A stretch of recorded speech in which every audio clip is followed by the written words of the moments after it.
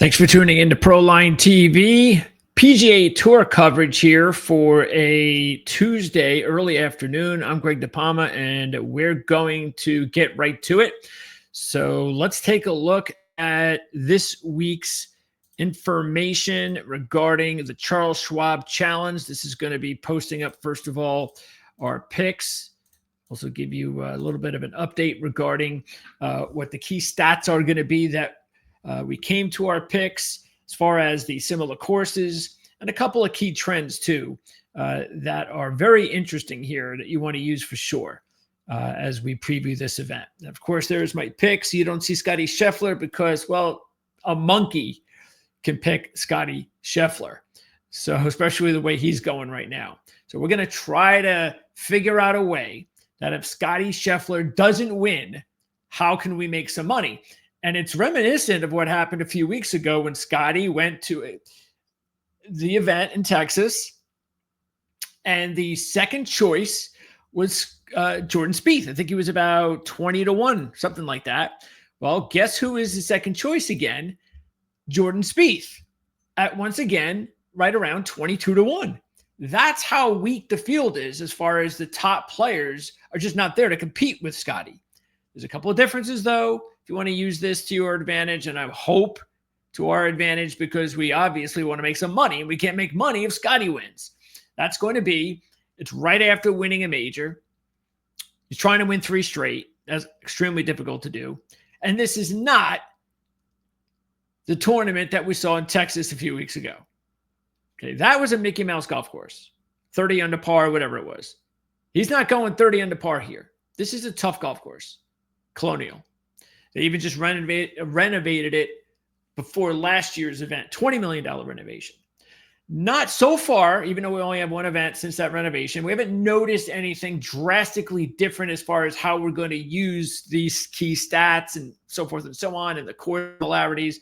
Maybe we will in time, not just yet. Okay, so let's go ahead and take a look at our model. And our model this week here, Cara Fantasy National Golf Club, link in the description. You can check that out. And this is just the last 12 rounds, as you can see here. That's our sample size. You can sample size whatever you want, but this is our model. And no surprise that Scotty is atop the list in this model because of, again, who you're comparing him with here. Because we're only comparing him with the model, with the players in this week's event. Okay, so what is important to note regarding this particular golf course? Well, what you have to know is, once again, this is a little bit more difficult than your average golf course. Okay, this is not an easy golf course to win at. The scoring is definitely a lot lower than we're used to seeing at some of these other events. Like I said, we won't be getting any 30 under pars here. The last several winners have won. Even Davis Riley, when Scheffler has played here, by the way, I believe the last 5 times, he has never won this event. Okay, but he has finished second, third, and second his last 3 years here, Scotty has. And the winner last year, Davis Riley, was at 14 under par. The 2 years prior, okay, now this was before the change, renovation, it was 8 under par and 9 under par. But the average was 14, 15, 13 the previous 3 years. So that's pretty much where we're going to stand, is somewhere between 10 and 14 under par. So this is going to be a much tougher golf course. That's because the fairways are tighter. Now, the rough is not going to be that big of a deal, okay? So that's that. It's okay. I'm not going to say, because we're going to compare it to, say, last week. The golfers will feel like they're in heaven. But it's difficult enough where you can't just bomb it and not worry about the rough. Matter of fact, I believe the rough here is even more difficult than the normal Quail Hollow event. So, and that's also, the fairways aren't that big there either. But you don't have to worry as much as a major, of course, but still you might be getting into trouble. Where you don't get into trouble is around the greens. Okay, so you're not going to have to, magicians around the greens, those are not necessary this week. So it's not a very difficult course around the greens. But these are smaller greens, so there's that. coupled with the tighter fairways, and you can see why this is one of those courses where, as you can see, the stats that we have up there, posted back up there. Make sure we got that up there. There you go. That you've got the strokes gained approach, you've got the off the tee, and you have the total driving. All right, those are all going to be very important based on what we just talked about. And really the only other, and then the fairways gained, really all those top four are all kind of similar in my mind, especially for what we're dealing with this particular golf course. And the other thing to note is the shorter irons. Last week we were dealing with longer irons. Here we're dealing with mid-iron play. I shouldn't say shorter irons. I say we're dealing with mid-iron play. So we're dealing with the 125 to 150 and the 150 to 175. Okay. Bottom line also is, as you can see with the fairways and the tighter and the stats, how we have them lined up here. And as I said, the power hitters are not a premium here. So accuracy matters. All right. So you want, sure. Do you want someone, the typical ball? See, as you notice, we don't put ball striking on here because we're not going to say like last week, long and narrow. No, that's more of that's a major kind of deal. Here it's sure. If you can hit the ball long, great. But more often than not, when that happens, accuracy, comes into play, and that has to take, away from the length. Not so here. Here, don't worry too much about the power game. The length is okay. It's what is it? We have about 70 to 89. Par 70 though. Okay. It's another reason why the scores are there a little bit lower, a little bit tougher as far as the scoring is concerned. But that's pretty much the deal. That's the reason. That's how we put it all together. Take a look at the courses there. The RSM Classic, Match Play stopped the course a couple of years ago. The RBC Heritage we just played, Bermuda, and Sony Open we also played. Key trends to keep an eye on. As you can see there, the two biggest ones, Americans winning a whole bunch, even though international players have won recently. So I'm not too involved in that. But the one that is the most important in my mind is that second one that says the last 6 winners have averaged 88th in the rankings. They've also had odds of 50, 60, 80, 100 to 1, whatever. So there is a chance to hit it big this week. And logically speaking, if Scotty doesn't win, I think we have a really good chance for that to happen again, because those players outweigh, the 20 to 30 to 1 guys, even the 40 to 1 guys. And here's another important note of why that's occurring should not be a coincidence. That is because we're removing COVID here, but 5 of the last 6 years, I say 5 of the last 6 because that 1 is COVID.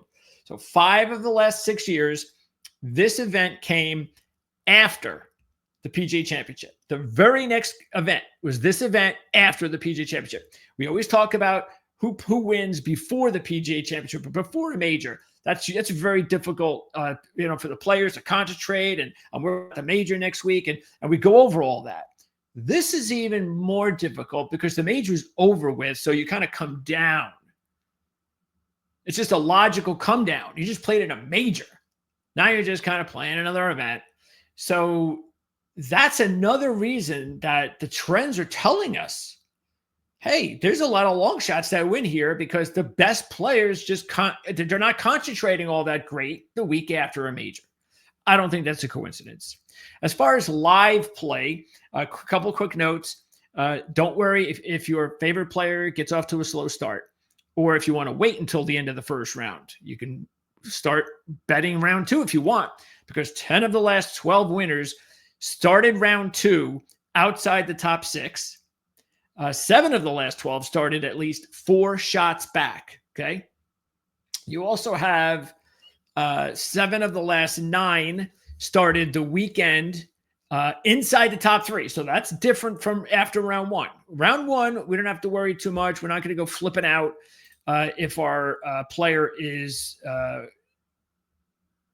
not at the top. Let's say he has matter of fact, what do we have? I think leaders. Yeah, leaders have not the winning person, the winning golfer of a Charles Schwab Challenge at Colonial Country Club. That's really more. This is a Colonial Country Club trend, not a Charles Schwab trend, because Charles Schwab has only been around a little while. But the Colonial trend tells you that no one has won this event by leading the first round since 2012.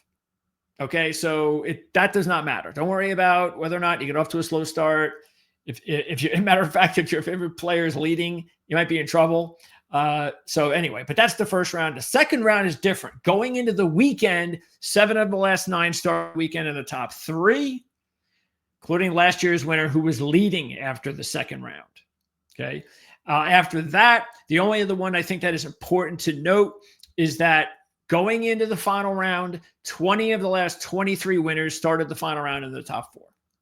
So this is not a come from behind event, which, it's interesting because a lot of people kind of go back and forth with, well, shouldn't it be easier to come back in a more difficult golf course or an easier golf course?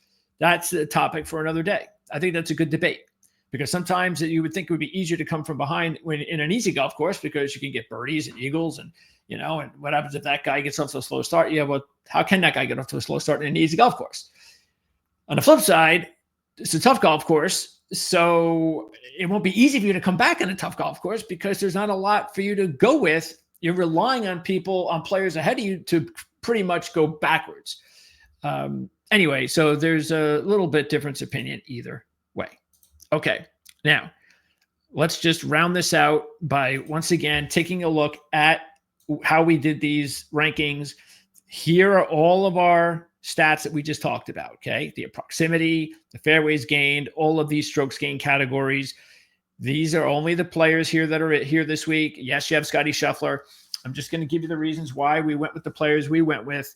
Obviously, Scheffler is an easy one. I'm not going with Spieth or Matsuyama this week because they're just not putting well. They're not putting good at all. So they're out. Berger also is not putting very well right now. Even though Berger, I was considering, he's a former winner here. Keep that in mind.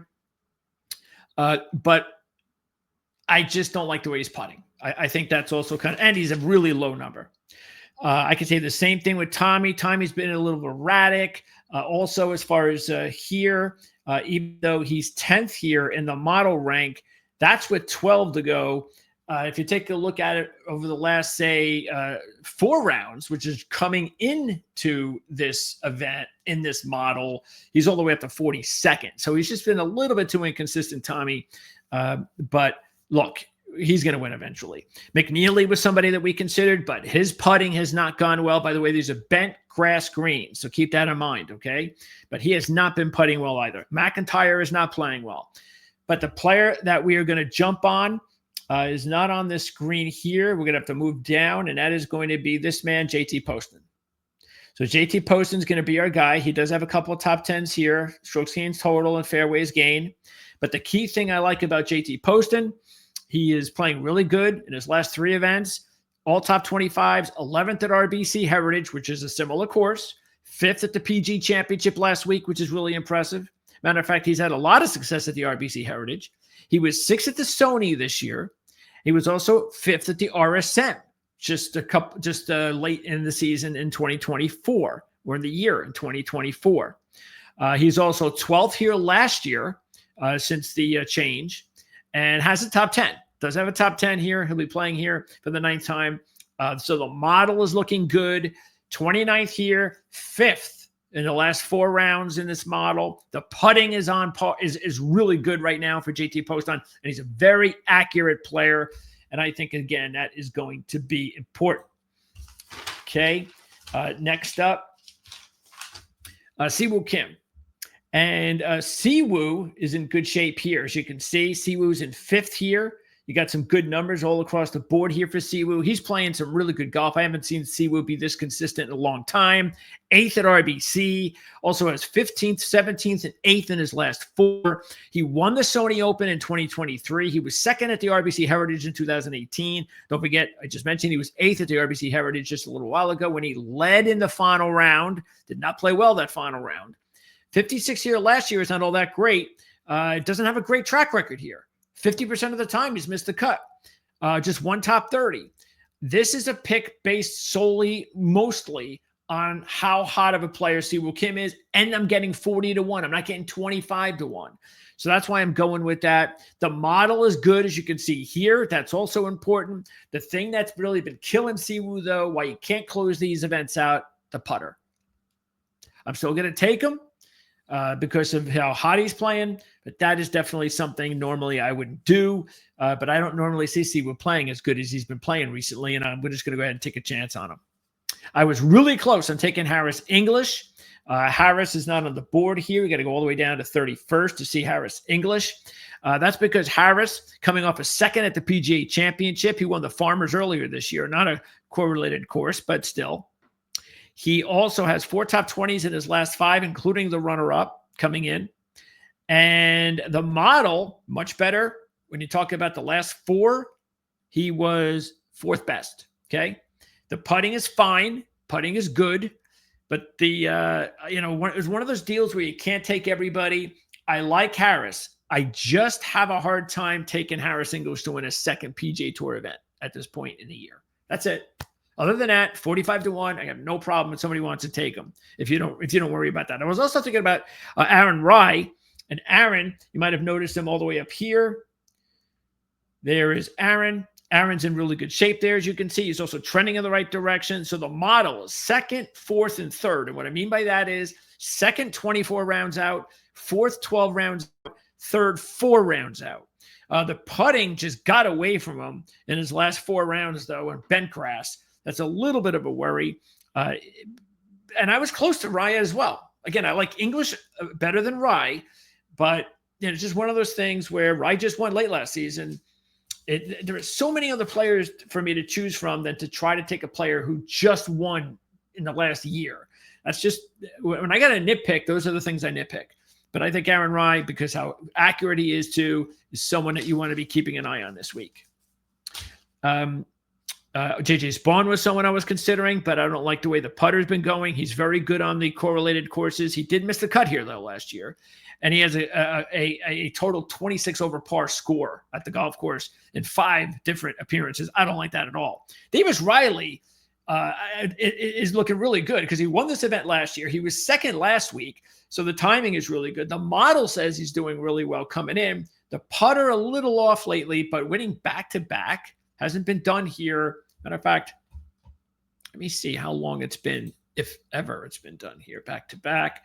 Let's see. Back-to-back. The last player to win consecutively at Colonial was Ben Hogan in 1953. Yeah, I don't think Davis Riley's Ben Hogan, so I'm going to go away from that. Okay, but other than that, I think he's not a bad play because you're also getting a good number on Davis Riley. I think he's at 55-1. Brian Harmon is tailor-made for this golf course. He's 55-1, but I can't take Brian right now. The putter has kind of lost him. Matter of fact, the model hasn't been good for him lately, so he's kind of off his game right now. Ben Griffin, I was considering initially, 8th last week at the PGA, but hasn't played particularly well here in 2 appearances, and the putter is kind of way off as well. Let's see. Let's talk about Harry Hall because he's our last pick, and Harry just made it in to our top 10. And here's Harry right here. So with Harry, I like the way he's trending over his last 4 events. He was 10th at the Sony earlier this year. The model was pretty good here. Even better is the putter. The putter's been very good for Harry on bent grass over all 3 levels. So that's why we decided, let's go with Harry. The one thing that he just won, like I said, but the difference is Harry's getting a big number, a much bigger number at around 70-1. Now we're going to go with Lucas Glover. He's one of our other picks. Now, Lucas, though, is all the way down here in this one. He's down here at 54th. So why would I take Lucas? Well, because he was 18th, 24 rounds out, and 15th, 4 rounds out. This is his bad point. He's also been getting better and better with the putter. So the putter on bent grass has been improving lately. He's had a pretty decent year so far. 8th at Valspar, 3rd at both the Players and at Pebble Beach. Not correlated courses, but still. And he's got just 1 top 10 here in 17 appearances. But 5 of those are top 30s. And more importantly, in his last 3 trips here, 12th last year, 8th, the top 10, which is 3 years ago. So he's playing his best golf at this golf course over the last 3 years. He's also extremely hot, accurate-wise. So he's extremely hot off the tee, which you need to be here at this golf course. And there's a lot to like, I think, about Lucas Glover. And that's why he is one of my picks, sitting there at about, I think, 65-1. Gerard is at 75-1. We're going to be able to move all the way back up here to 20. And we're seeing this kid a lot more because he's really playing good golf. 8th last week at the PGA, runner-up at Texas not too long ago, 9th at Houston not too long ago. What do those two courses have in common? The state of Texas. So there might be something there. He's never played this golf course before, so he's trying to do something that hasn't been done in quite a long time. Matter of fact, you have to go back to Sergio Garcia in 2001, the last player to win here, making his first appearance. The thing that is holding Gerard back, because the model is very good for Gerard, the putter. That's what's holding him back. Putter's not been working well on bent grass, but you're getting a good number and everything else works. Smalley is one of our picks. We can move on up here for Alex Smalley, who's had a really nice year, but he just hasn't been able to put it together again because of the putter. That's been letting him down. It's not terrible, but it's a little below average right now. And the good thing is the last 4 rounds are a little above average. So that's a sign in the right direction. His 12th and last 4 rounds are both 8th overall in the model, which I like. And he was coming off a decent showing at the PGA last week, top 30, 5th at Myrtle Beach before that, get the juices flowing, being in contention, which he's been in more often this year. And I just love the fact that he's a big number at 80-1. Christian Bezuidenhout is sitting here. We have to go way down, unfortunately, for Christian. He's right here. But the reason I'm going to take him is 4 rounds. Last 4 rounds, he's 20th. So he has just been went from 109th to 79th to 20th in the last three cycles. He's also putting pretty well. And I like the way he's played here. This is a good golf course for him. He's not coming in with great momentum on tour, but in his last 3 appearances here, he's 6 under par, and he's 17th, 21st, 15th. So he's been there. He's like one really good round away from competing for a win. So he's close here, and that's why I figured big number. I'm going to go ahead and grab Christian Bezuidenhout. Okay, now Thor Bjornsson. This is a kid that everybody needs to be keeping an eye on. He's an up-and-comer. We're going to move all the way back up here to 9th. That's where he is. This young kid is an up-and-comer. As I said, the model's really good. The last 2, 12th and 4th, very good. The putter's been off. That's what's holding him back. But you're getting 100-1. He was 8th at RSM last year. So there's that. I just love the number. And I also like the fact that last week even, he was showing something. He's just got to get that putter going. But again, we're talking big numbers. What did we say at the Open? Long shots can win here. Matter of fact, they do win here. So these long shots, this is the way to go. We're also going to go a little bit further down here with Pearson Coody, who is looking pretty good here overall. Matter of fact, in the last 4 rounds, on this model, he's 7th. He also had really good numbers in the first 2 models at putting. He just didn't have a good number at the last 4 rounds. So the model was good, all 3. The first 2 putting models were good. The low exception was the last 4 rounds. So that's just 4 rounds. Could be a hiccup. Also, he's made 6 straight cuts, and his last 4 finishes have all been in the top 35. So he's getting close. What I like also is he was 5th here last year. That was his 2nd appearance. It's his best ever PGA Tour result. I think that's good. He was 12th at the Bermuda event, another similar course, late 2024. I like that. He's just another player like Thor Bjornsson, a young player that's going to win sometime soon that you'll be wanting to keep an eye on the PGA Tour. And this might be a really good week for us to snag a player like that. Let's make sure. Have I gone through everybody? Let me double check. I think I did. Oh, Hodges we haven't hit yet. He's the only one, just Hodges. So let's see where Hodges is. Where did I put Hodges? That's because Hodges is back here. Okay, so Hodges, let's move him right up here. There he is, Lee Hodges, who does have a win. Another one of these players who had kind of won recently. I think it was 2023. But anyway, He has improved all 3 times he's played here at this golf course. 12th last year, 3 under par. So that's really good. He's not playing well. 4 straight missed cuts. You know why I don't care about that? When he won the 3M Open in 2023, his lone win on the PGA Tour, the previous 4 events coming into that win, 3 missed cuts and a 12th. Okay, so it doesn't matter to Lee Hodges. If he's going to win, he's going to win. He's just going to put it all together. The model is strong, as you can see, and the putting has gotten red hot. He went from 121st to 97th to 27th in the putter over the last 3 models. I like all of that. Big number for Lee Hodges, 90 to 1. And that's going to wrap it up. So there you go. If you have questions, comments, other players that you have in mind that you want my opinion on, I can get also opinions from experts like Jan Stevenson. She's a Hall of Famer. We're going to have her back on. Of course, Jared Small is going to join me once again when we do another major, because we're going to be majors surfing again not too long from now. Matter of fact, I think there's a major every month up until the point then we get to the playoffs and all that. So it'll come fast and furious, but also the signature events are going to come. Matter of fact, when is our next signature event? I think it's next week. That's right. Memorial. So we have a signature event next week. The Memorial Jack's event. So you're going to get the best players in the world are going to come back. Especially Scotty may not play next week. If he does, wow, it'll be interesting to see what happens there if he wins again this week. But that's going to wrap it up. Once again, questions, comments. Also, please, if you want to support the channel, the best way to do that is to subscribe, like, and share. All of that stuff is really important to us as we grow here.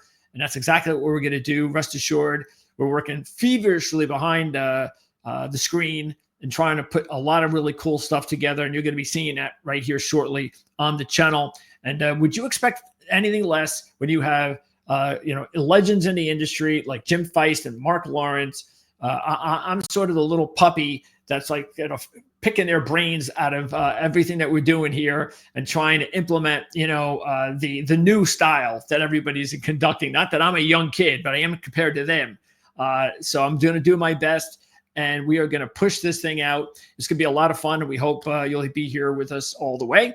So once again, good luck to you this week at the Charles Schwab Challenge. We'll see you next week for an even bigger event, the Memorial. And I'm off to interview one of our NFL insiders, Kevin Knight, for Big Into the NFL. We're going to talk some Atlanta Falcons football a little bit later on. And CJ Radoon is going to join me later on here on the Proline TV channel to talk NASCAR, Indy 500, and F1. Biggest week in motorsports coming up on Sunday. We're going to talk a little bit later on live here on the channel, back to back. 2 o'clock football, 4 o'clock motorsports. Thanks for tuning in here to Proline TV. I'm Greg DePalma. We'll see you next week.